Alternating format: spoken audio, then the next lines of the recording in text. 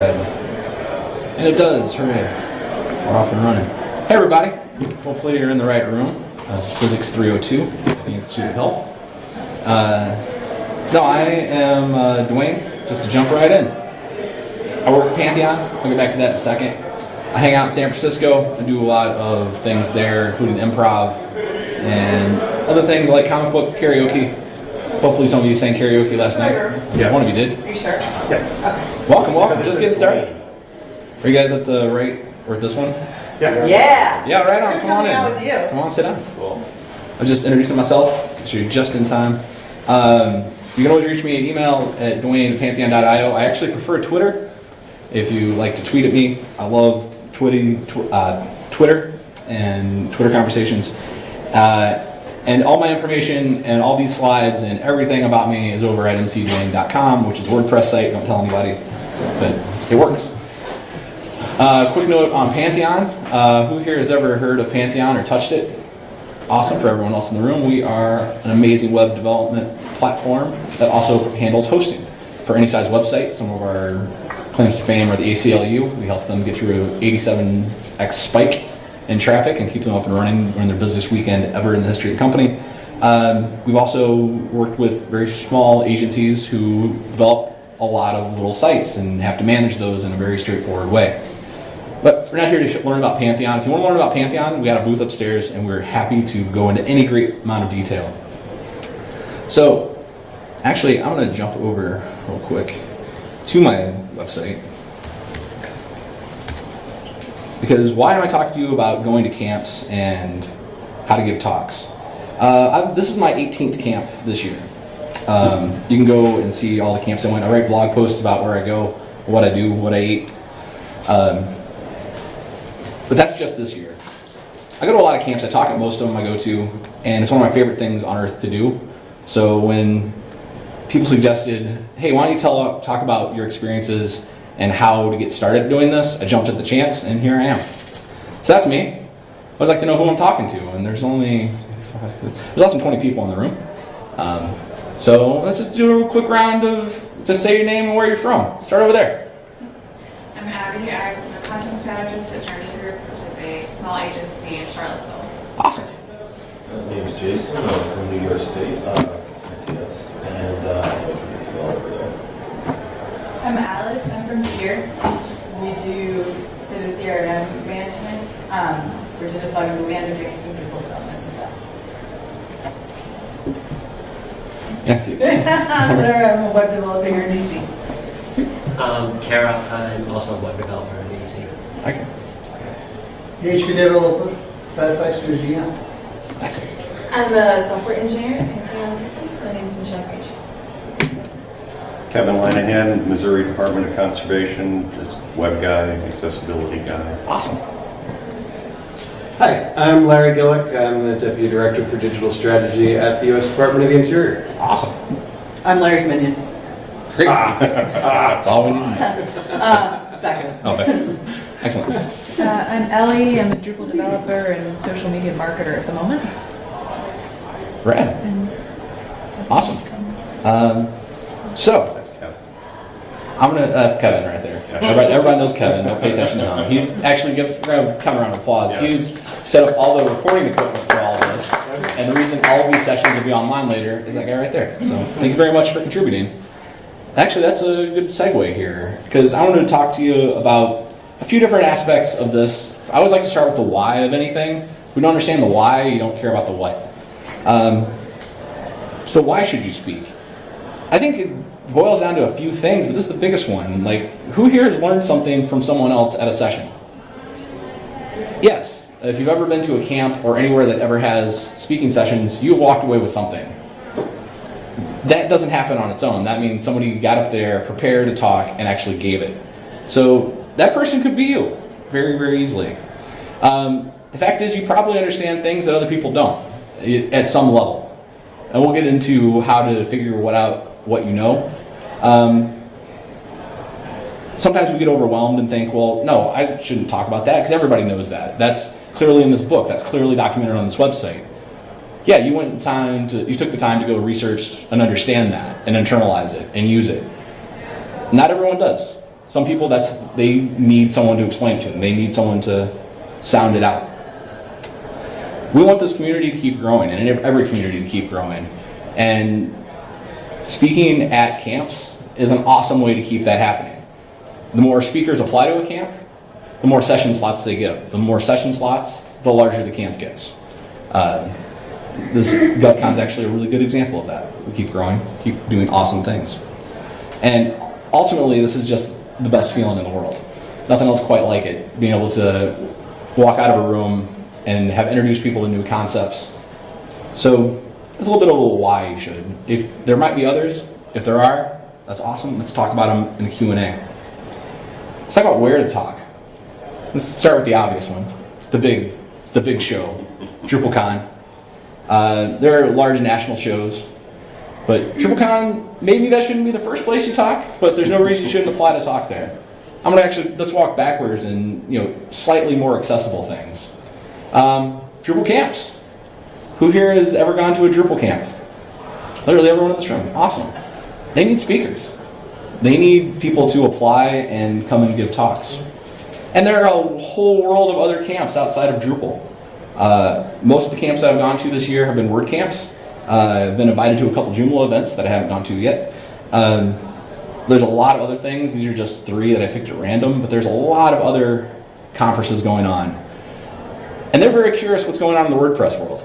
Very curious. And they're very curious what's going on in the Drupal world. And they're very curious what's going on in the PHP world. They're very curious what's going on in the community you're coming from. We have people from U.S. departments of things. They're very curious to how the internal workings of government is happening. So think about that.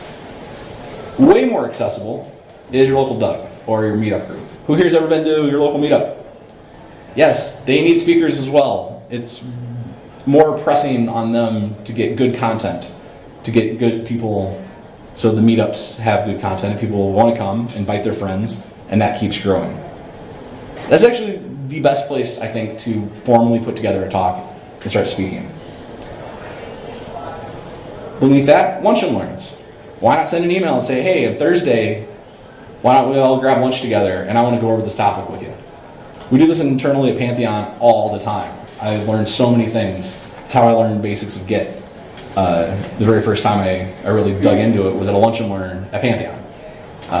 And now I'm presenting that at WordCamp in 2 weeks. Or just your friends. Almost every talk I give, I gather people I know and say, hey, you got a half hour to run through this with me? Sometimes at a party, I'll say, hey, you want to see some slides? It's silly as it is, your friends give you brutal feedback, and it's awesome, because that's how we improve. All right, so we talked about why I'm going to do it. Let's talk about the talk itself. So what the heck are you going to talk about? I think one of the best resources to find what you really already know is look at what you wrote down. And who here keeps a blog? Awesome. For those of you who don't, I highly, highly encourage it. It is an amount of work. There is an amount of effort you have to put behind it, but there's no better way to formalize your thoughts than presenting them to the internet. So you have to sound things out. And people will tell you if things are grammatically incorrect. And people will tell you if these ideas aren't great ideas. But you know what? There's this magical thing on the internet that you can go and click and it deletes comments. If it's your blog, you completely control that. So you don't have to listen to them. But just publish. Publish first, wonder why later. But you can go back through your blog and say, well, I wrote about this thing a couple times. Maybe I should go talk about that. If you're wondering about what to blog about, go read your old emails. Who here has ever written the same email at least 3 times explaining a concept? Yeah, probably everyone in this room, even if you didn't raise your hand. Guess what? That's blog content. That is something you could write down and put on the internet that people would want to read, because you've had to explain that to at least 3 different people. I mean, there's some concepts I've written 100 emails and some variation on, and finally I'm like, no, I just have a standard email I copy paste now. I just put that online, anonymize it up, share that. If you're not excited about a talk, no one else is going to be either. So I could stand up here and talk about, version control and various other things that I'm kind of excited about in the Drupal world, but no, I love talking about talks. I love talking in front of people in general, so I'm very excited to be here. I love talking to WordPress people about Git. and version control because they don't all know. And just excited to have them like get that content and get that concept. So if you're excited about it, someone else is going to be really excited about it as well.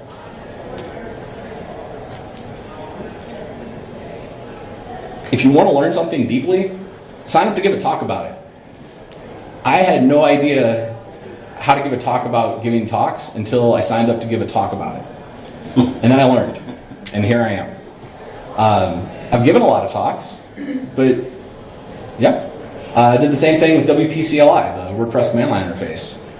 I was using it, signed up to give a talk about it, and now I know it pretty deep. Because I have to answer questions in front of people. If you want to learn something very deeply, sign up and teach someone else about that concept. If there's something you just at night said, I wish people knew a little bit better, I wish people had a better concept of this thing, give a talk about it. Like sign up for your camp, for your for your meetup, for anything, and tell people about it. People really relate to things that people are excited about. And if you're excited about it because you wish they knew it, that's even more exciting. That's more engaging. And this one, absolutely. If you see a talk that you love, clone it. Especially if you don't see anybody else doing it. I'm not saying steal a talk outright. I'm saying go up to the person that gave that talk and say, I've never seen this talk before. I've never seen anyone give it with that passion. I would love to give this talk as well. I have never yet hit anyone that says, no, this is my talk. You can't do this in the community. You can't share this information. So far, every single person I've done this to, like, I would love to give some version of this talk, or I've loved these ideas. I want to incorporate these concepts into this future presentation I plan on giving. Every time has been supportive. Every time has been, wow, here's my slides, here's my notes. This is exactly what I thought. Here's what I ran into. You want to like set up a conversation where we talk about what I ran into in the Q&A. The community is really awesome, and they want you to have that same excitement about presenting things that they had when they signed up to do a talk. So don't think, hey, I saw this one talk one time and it's a shame we'll never see it again. Take it on your shoulders. Like, go out and give that talk to the world. All right, let's get to the meat of it. We talked a little about the why and the what and the fluff. So how do you create a session? How do you go through a process of doing this? Anybody ever give a session at a camp before in here? Awesome. So you guys know what I'm talking about. You're going to need an outline. Outlines will save your life because you can always refer back to your outline. If you start throwing slides together, you're lost. You're going to spend 3 days putting GIFs together and at the end of it not have a narrative at all. I would start with why in my intros, then exactly this. This is exactly what I use. Point, point, point, point, point. Sometimes I have 15 points, sometimes I have 2 points. They're all details. You're going to need slides themselves. There's a lot of great things out there. If I had more time, I would do everything in Reveal and use slides.com because that's, I think, the best, most flexible system. But I don't have time, so I use Google Slides. And there's some drawbacks to it, but there's some awesome benefits to it we'll get to in a second. PowerPoint, Keynote, those are also reasonable options if those are on your machine. Know that not everywhere will like every format, and you'll want to have a way to share those in a better format. Again, I like Google Slides because it's Drive. Here's a link. Everybody can access it. You might need to put your other presentations into Google Drive or somewhere to share it, Dropbox or what have you. There are platforms like SlideShare, where it should be universally just hit a URL and see your slides. And then there's PDF, which is the most transportable thing in the world. There's some trade-offs to that as well. Everyone likes PDFs. You can easily read a PDF. Animated GIFs don't always work in PDF. Movie files don't work in PDF. Links sometimes get funky. Just know that going in. Don't crowd your slides. This is a real slide I use in an actual talk on discovery, and the whole point of this slide is don't worry about the questions because you can come up with a zillion list of questions in discovery. But keep your slides simple. This is way too much. 1 bullet point, 2 bullet points, 3 bullet points, that's getting right there. 4 bullet points, you built 2 slides. You just didn't realize it. Clean designs are better. This goes back to the point of one before. Both of these things, and they're talking about different ideas, but man, I understand exactly what they're trying to say on the second, the one on the right. Absolutely. The one on the left, I have looked at that slide I don't know how many times, and I have no idea what the point of it is. Like, it's explaining a lot of points. It's great, but wow, no idea. All right. There's a lot of best practices around designing talks, but these are the biggest overarching things to remember. Your style is going to vary greatly from the next person down the line. So don't worry, like, my slides didn't look like their slides. Did your slides get the point across? Did your slides follow your outline and follow a narrative of this is the idea, this is the points I wanted to bring forward? If they did, then you're successful. It doesn't matter what your slides look like compared to anybody else's. Just in general, fewer ideas per slide. Clean, nice slides work a lot better. All right, we're buzzing right along. A little faster than anticipated, but that's good. So plenty of time for Q&A. So creating a session. Submitting your talks. Now you've created this session. First thing you're going to need is an abstract. This is pretty much it. You need a catchy title. Who came into this room based on the title alone? Yep, happens every single time. You said in the title you want to speak, so that's all. Yeah, that's it. You need a catchy title that is exactly the point. Like the talk right before was on Doxel, and I don't remember the full title, but yeah, if I wanted to know about Doxel, I would come into this room. It's to the point, simple. And the body of it, if someone cares enough to say, yeah, that's a catchy title, I care about that topic, click into it, yep, that's exactly what I want to do, that's why I care about it, then they'll go into the room and look at it and have a conversation with you. It's actually really easy to start with abstracts. Once you understand that this is all how all talks are accepted is off an abstract, to build abstracts before you build talks. I'll admit that's how I built this talk. I built the abstract first and submitted it, and they said, yes, that's a good talk, and then I built the talk, built an outline, built the talk. It's quick, but just be on point with it. Don't try to list the entire talk inside of your abstract. I've read those. You've read like 2-page descriptions of a talk. I'm like, well, I don't need to go now. I've read everything about it. Let's look at the slides online.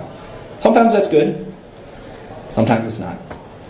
Camps are actually really good at telling you what exactly they're looking for. Meetups, just talk to the organizers. It's a little bit cleaner. If you know the organizers of a camp, you're going to have a much better chance of getting this information directly from them. But they're happy to tell you. This comes from the NedCamp website, and this is exactly what they're looking for this year. So if I had a multilingual development talk, I would be submitting it. Absolutely. So everything I know about giving talks at camps, I learned from this guy, Cal Evans. He used to have my job at Pantheon. He's a PHP developer. He's awesome. He's a really cool guy. But he wrote this great blog series. He actually wrote a bunch of blogs, but great blog here about when it comes to submitting talks, how many is too many. And the main takeaway I took from that is you can have as many talks in your folder as you want, but don't submit more than 4. Just, you don't want to overwhelm a camp and make them think like, this person does nothing but write talk abstracts. No, filter it down to your 4 best. Make them align with what they're looking for, and it's a pretty good rate of getting accepted.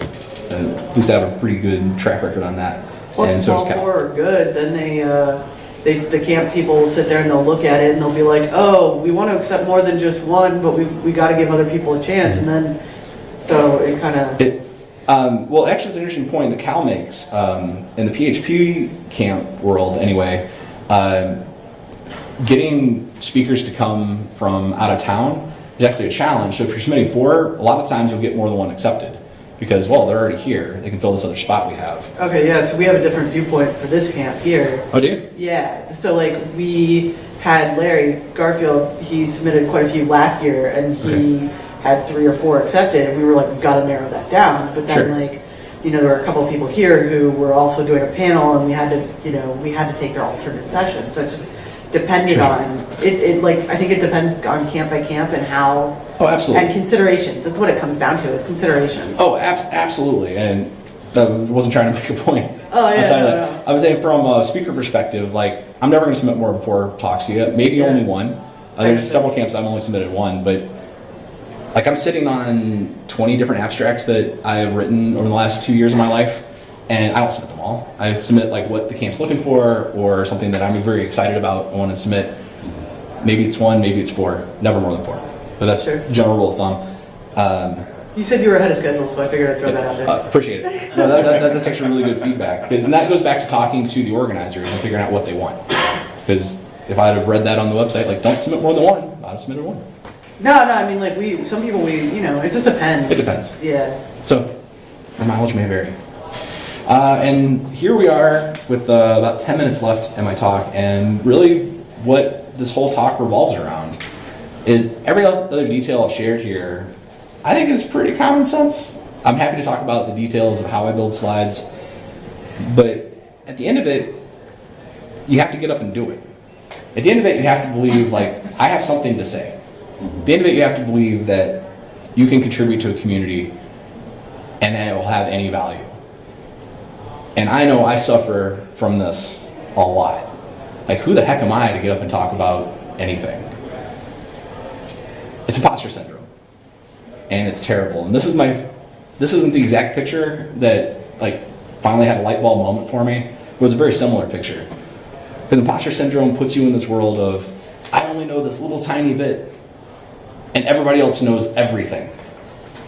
And in reality, I know about this much, and everybody else knows about that much, and it all overlaps, just like this picture shows. And so at the end of it, we all together know everything. Ultimately, I don't think any single person knows everything. Google might, but Google's not a person yet. They'll figure that out eventually and declare it and do its own taxes. But until then, nobody knows everything. But you can ask, and we can communicate, we can collaborate together. Understanding that you don't have to know everything, that we put ourselves in these boxes of, like, I'm not a real developer, I'm not a real speaker, I'm not a real designer, I'm not a real this, I'm not a real that. Because we have this idea that there is a real person doing it, and then there's us. Everyone suffers from this. Einstein, if you go read his last memoirs, like the end of it, he thought he was a fraud. He thought the history would remember him as this terrible monster that misled everyone. He suffered from it worse than anybody. I saw a great talk from Metal Toad, someone from Todd, I think, from Metal Toad a few years back on imposter syndrome. And he said there's a really easy way to defeat imposter syndrome, and that is saying out loud, hey, this is imposter syndrome. This is bullshit. I'm getting over it. And I know that actually works. When you recognize, like, I don't think I'm good enough. Wait a minute, this is imposter syndrome. Nobody's good enough. Everybody's good enough. Let's do this. So believing in yourself is the hardest part. But you're not alone. If you wait until you feel ready, actually, I'll go to the slide first and I'll come back to that. You're not alone because the community is awesome. I have yet to give a talk where I got booed. Even talks where it's clear that, man, I am not the expert in the room. I've given talks where someone in the room asks a question and then they take over the whole Q&A, and I am so thankful they did because I learned so much when that happened. But even then, I felt supported on stage. Like, I'm facilitating this awesome conversation that's happening, and everybody's learning, and everybody feels good about it. Because even though you might feel like, oh, maybe I'm not good enough for this, afterward the community's going to be like, yeah, I got something out of that. And if they don't, they'll be nice about it. If you wait until you're ready to do this thing, you're never going to do it. I highly encourage everyone to walk out of this room and go write some abstracts and go look at the camp schedules. Go submit something and get on camp somewhere, even if you don't feel you're ready, because you're never going to feel ready. I didn't feel ready for today. I didn't feel ready for any talk I've ever given in my life. And Melanie Schnickett said it really, really well there. Were you still putting together your slides last night? No, I was rearranging them last night, but they were put together. They were put together. That's why we're out of order here.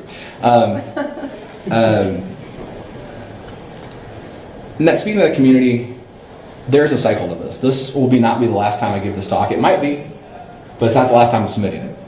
And I will take all the feedback I get from today and which slide order works best there and reworking this talk. And just expect to do that. Expect that the feedback cycle is going to happen. But expect this. If you don't, all constructive criticism is going to sound negative to you. And nobody told me that going in.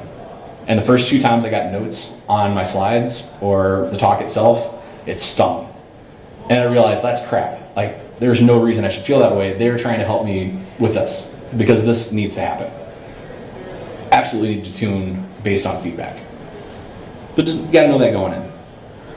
And lastly, the last major point I have before we turn this into a conversation is have some fun out there. Like, really, this is a lot of fun. Like, getting in front of people and holding their attention and informing them of an idea and leading the conversation is just a blast to do. But don't go crazy with the animated GIFs. We all fall into this trap of animated GIFs are great. I didn't use any in this presentation other than this. But normally I do. And I love them. But I've sat in so many presentations where they're making this great valid point and there's this great animated GIF going on and I'm completely tuned out to what they're saying because I'm watching this awesome cat GIF. And I like this one a lot because, man, there's so much going on. You can watch this thing for like 20 minutes. Follow one ball's path all the way through. But just have fun with this stuff. Normally I get applause there, but...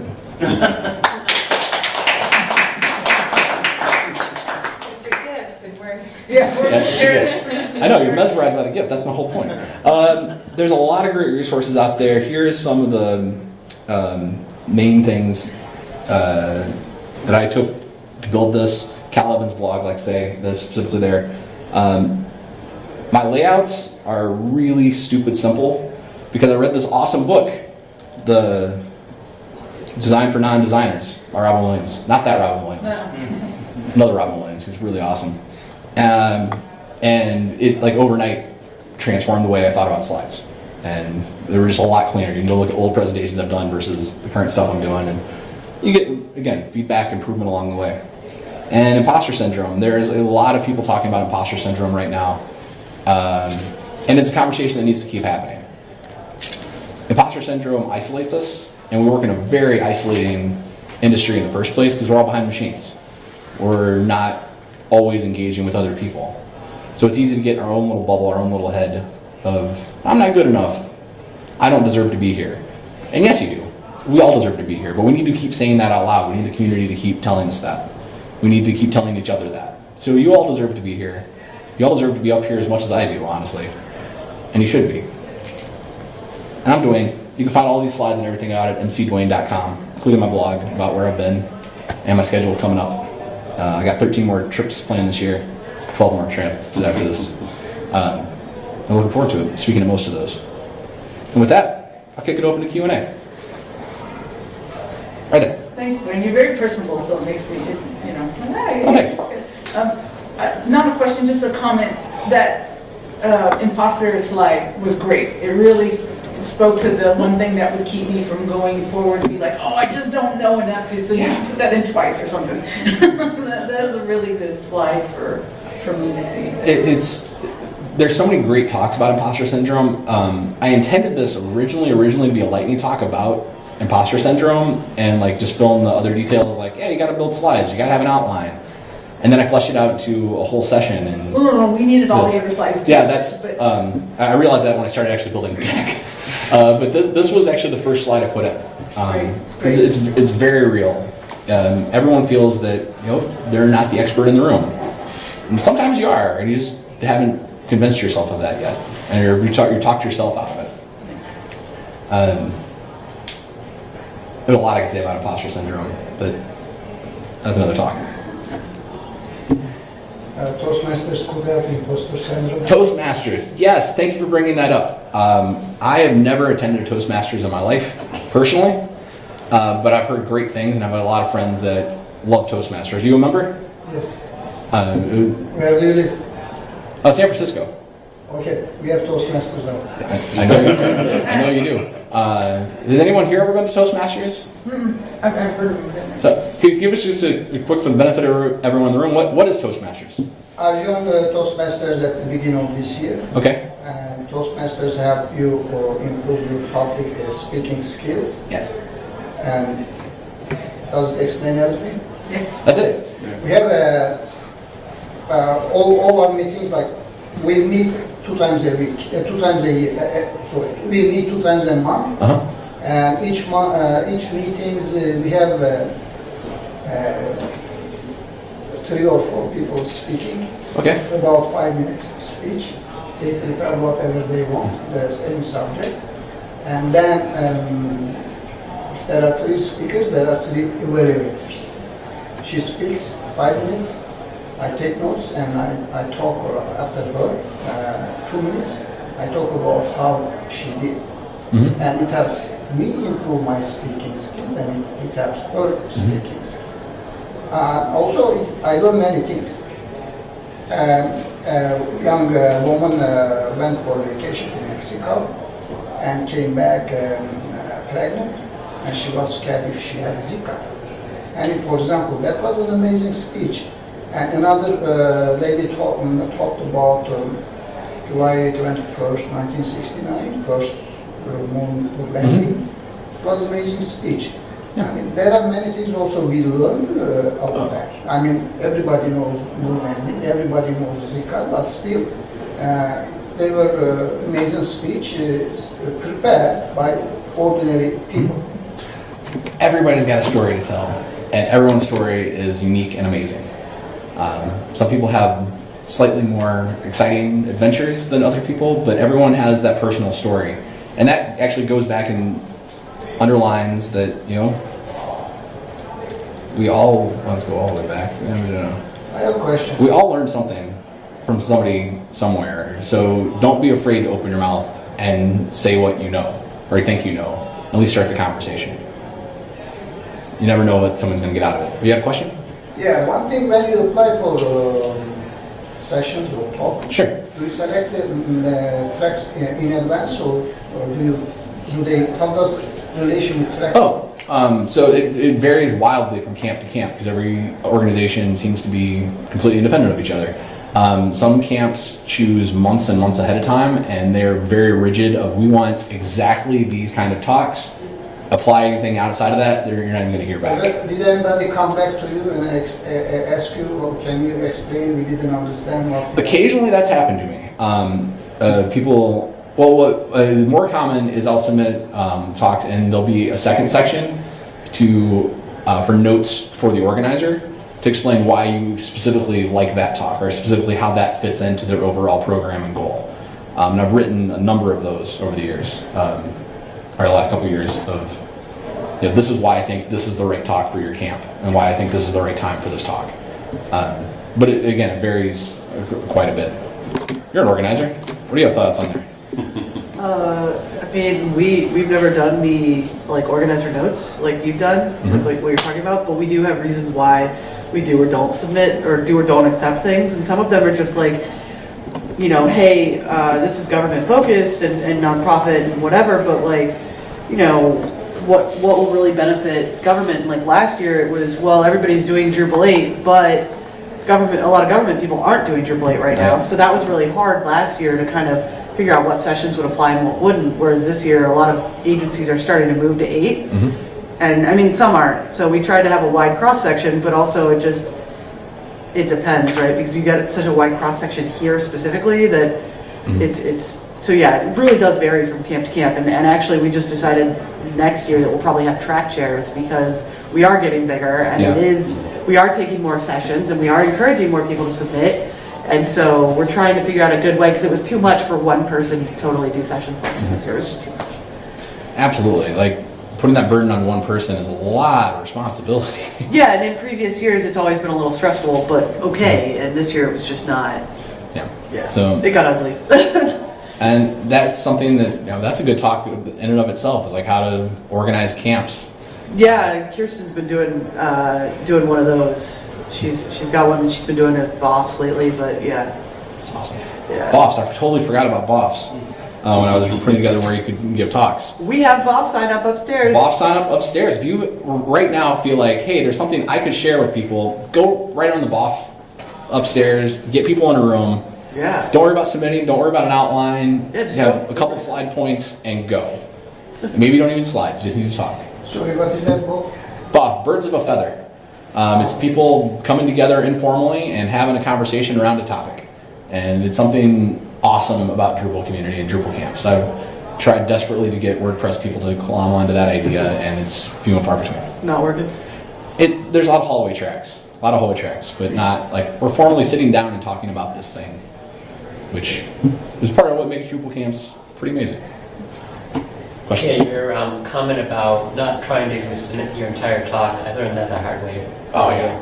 I gave almost nothing for my what will people learn and type of stuff for the description. My description was basically the entire talk that I thought of until that point. Which basically didn't, the higher level was almost non-existent. Yeah. And it happened to be that the lower level I chose was by the way related matters, which almost everybody is big on. I've helped a number of people with their talk submissions, because again, the community is awesome. If you just ask someone like, hey, could you look over this abstract or look over this for me? By and large, people are like, absolutely. And you know, somebody I work with actually submitted a talk, and it was like page and a half, and it's like all this talking points. Like, I have no reason to see your talk now. Like, there's no mystery here. There's no, what am I going to walk away with this? Because I can just read this and just go look at the resource material. And yeah, I'd love to see you talk, but chop this. And sure enough, that talk got accepted. That was David Needham's Ivy Lee talk that he gave at mid-camp. That was a great talk, by the way. You should go check out mid-camp, because Kevin recorded all those. Thanks, Kevin. So we got, looks like about 7 minutes left before they say they're going to kick us out of the room. Any other thoughts, comments, questions? All the way in the back. Alright, so I just figured I'd share a story with you guys because it relates to the topic here. Dwayne brought up the meetups, right? So like 5 years ago, like a few of us got together and we're like, we'd like to kind of sit down and formalize like this agenda. We'd like to, kind of collectively convene like once a month or something like that. So like 5 years ago, we kicked off this meetup group. We called it Albany UX. The idea was that there was a lot of us that were doing accessibility, design, and kind of universal design in a bucket. But we all kind of wanted to collaborate outside of work consistently as the meetup. So for the last 5 years, just kind of speaking to how influential these things can be. Like we started with maybe 5 members. We were like well beyond 500 now. Wow. And people are consistently prodding us like, hey, we should do a conference. And we're like, this tiny little hanging out at the coffee shop thing turned into this monster. And I mean, it just takes the smallest bit of initiative to really kick it off. And you'd be surprised. It kind of takes a little bit to stand out there and start the topic, but once you start seeing all the support from the community, it just is just great. It's actually inspiring, I would say, to kind of see how much people are willing to collaborate. So I just wanted to throw that out. It's just my experience with it. I mean, all it takes is a spark, and sometimes that lights the entire forest fire. Sometimes people are just waiting. They have the same idea, and they just I don't know how to get started with this. Oh, they've already started it? Bam, we're doing that. So you never know. So don't be afraid. I've never heard anybody give a talk about this. I think it's important. I don't know. Go for it. Talk to people at meetups. Meetup organizers are awesome human beings. They are going well above and beyond in the community. Anyone here a meetup organizer? Yeah, well, obviously. Oh, thank you very much. Thank you for making meetups happen. It is super, super important. There's so many people don't understand or realize, hey, I can do this. I could go out and make a meetup happen. So those of you that have, thank you. For those of you who haven't, go talk to your meetup organizers. They need help. They really need some help. They would love some help. And you never know. They are maybe looking for exactly what you're thinking and looking for your ideas. Our local Drupal meetup organizers for DC are actually here, so Yeah, if you need to talk to them or want to know who they are, feel free to ask me. I will totally lead you in the right track. Absolutely. All right. Any other last questions? Do you have any? Okay. What are your favorite blogs? What's that? Do you have favorite blogs? PHP blogs or Drupal blogs? I spend a lot of time on subreddit, and I don't contribute a lot to it, but I read it. There's the Drupal Drop every week. There's here's pull up mode. Planet Drupal. I enjoy Reddit. There's always a lot of good information on there. Yeah, sometimes it's Flame War, but mostly it's Sure. people like, I don't understand Drupal. So, what a great place to help people too. Yeah. If that's a completely different matter and different topic of like helping the community at large. Let's see. And where else? Everything else is WordPress in that list. But yeah, sometimes I just say, yeah, what's going on in Drupal? And it's Drupal news on Google and go look. Or Larry Garfield actually been reading his blog for a couple years. Michelle infrequently, but writes amazing blogs. So if you haven't ever read her No More Excuses series, go read it. It's amazing, life-changing stuff. Second that. But yeah, I keep up with a lot of news as often as I can. All right, I think we are out of time, but thank you very, very much, everybody, for coming. And enjoy the rest of the GoCon.